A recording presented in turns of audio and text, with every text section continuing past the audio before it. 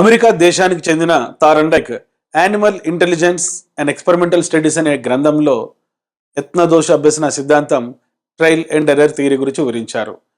మరి ప్రయత్నాల సంఖ్య పెరిగే కొద్దీ, సాధన పెరిగే కొద్దీ మనం ఒక నైపుణ్యం నేర్చుకునే క్రమంలో తప్పులు తగ్గిస్తామనేటువంటిదే యత్నదోష అభ్యసన సిద్ధాంతం.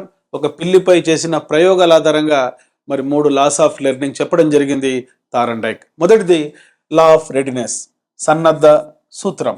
ఏదైనా ఒక కృత్యం చేయాలంటే శారీరకంగా, మానసికంగా పరిపక్వత ఉన్నప్పుడే ఆ కృత్యం నైపుణ్యాన్ని నేర్చుకుంటాం. We can lead a horse to water but we cannot make him drink. గుర్రాన్ని నీళ్ల తొట్టి వరకు తీసుకెళ్ళగలం కానీ దాని చేత నీళ్లు తాగించలేమనే సామెతతో సన్నద్ధ సూత్రాన్ని మనం పోల్చవచ్చు.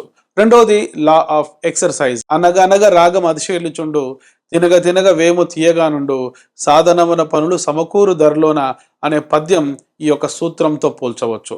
సో లా ఆఫ్ ఎక్సర్సైజ్ ప్రకారం ఏదైనా ఒక కృత్యాన్ని, నైపుణ్యాన్ని పదే పదే చేస్తున్నప్పుడు తప్పుల సంఖ్య తగ్గి సరైన ప్రతిస్పందన అభ్యాసకుడు చేయగలుగుతాడు.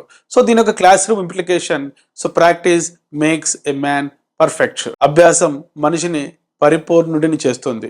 సో మూడవ సూత్రం ఫలిత సూత్రం. Nothing succeeds like success. విజయానికి మించి ఏది విజయాన్ని ఇవ్వదు అనే సామెతతో ఈ యొక్క ఫలిత సూత్రంను పోల్చవచ్చు.